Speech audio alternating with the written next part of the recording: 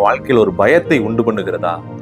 தேவன் இந்த நாளிலே அந்த பயத்திற்கும் அந்த யோசனைக்கும் அதிகமாக சிந்தித்துக் கொண்டிருக்கக்கூடிய அந்த சிந்தனைக்கும் தேவன் ஒரு முற்றுப்புள்ளி வைக்க போகிறார்.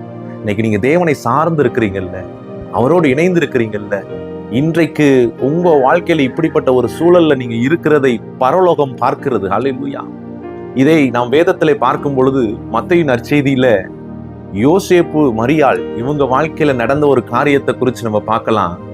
மத்தேயு 1வது அதிகாரத்துல 19வது வசனம் சொல்லுகிறது, ரகசியமாய் அவளை தள்ளிவிட யோசனையாய் இருந்தான். 20வது வசனம் சொல்லுகிறது, அவன் இப்படி சிந்தித்து கொண்டிருக்கையில். ஹல்லேலூயா. அப்ப இந்த யோசேப்புடைய வாழ்க்கையை பாருங்களேன்.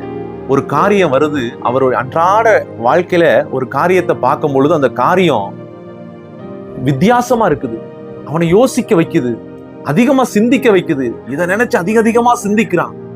இதை சிந்திக்கும் பொழுது தேவ திட்டம் அந்த இடத்துல வெளிப்படுகிறது. பாருங்க, இப்படி நீங்க சிந்தித்து கொண்டிருக்கும் பொழுதே தேவ சத்தம் வெளிப்படுகிறது. பாருங்க, அந்த இரவுல கனவுல அவருக்கு தோன்றி சொப்பனத்துல கர்த்தருடைய தூதன் 20வது வசனத்துல சொப்பனத்தில் அவனுக்கு காணப்பட்டு, தாவீதின் குமாரனாகிய யோசேப்பே, உன் மனைவியாகிய மரியாளை சேர்த்து கொள்ள ஐயப்படாதே, அவளிடத்தில் உற்பத்தியாயிருக்கிறது பரிசுத்த ஆவியால் உண்டானது. ஆமென். அல்லேலூயா.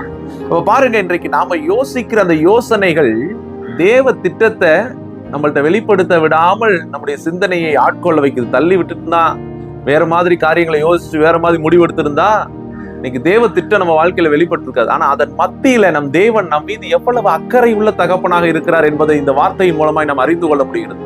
அதனால அந்த நேரத்துல தேவனுடைய தூதன் வந்து அந்த இடத்துல பேசி, இதுதான் காரணம், இதுதான் அப்படின்னு சொல்லி அவனை தேற்றி, அந்த 24வது வசனம் சொல்லுகிறது, கர்த்தருடைய தூதன் தனக்கு கட்டளையிட்டபடியே தன் மனைவியை சேர்த்து கொண்டான் இருக்கு.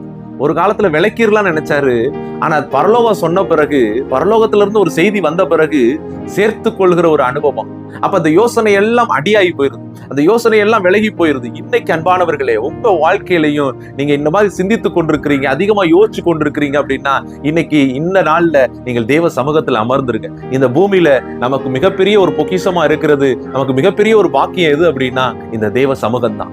அவர் சமூகத்துல, அவருடைய பிரசன்னத்துல எப்பவுமே நிரம்பி இருக்கணும். இன்னைக்கு அப்படி பிரசன்னத்துல நிரம்பி இருக்கும் பொழுது தேவ சத்தம் வெளிப்படும். ஏனால் இந்த இடத்துல சொல்லப்படுகிறது, யோசேப்பு நீதிமானா இருந்தான் அப்படின்ற பொழுதுதான் அந்த சத்தங்கள் வெளிப்படுகிறது. அதனால இன்றைக்கு உங்க வாழ்க்கையிலையும் நீங்க அதிகமா யோசிக்கிறீங்க, அதிகமா பயப்படுறீங்க அப்படின்னா, இன்னைக்கு நீங்க தேவ சமூகத்தில் அமர்ந்துருங்க.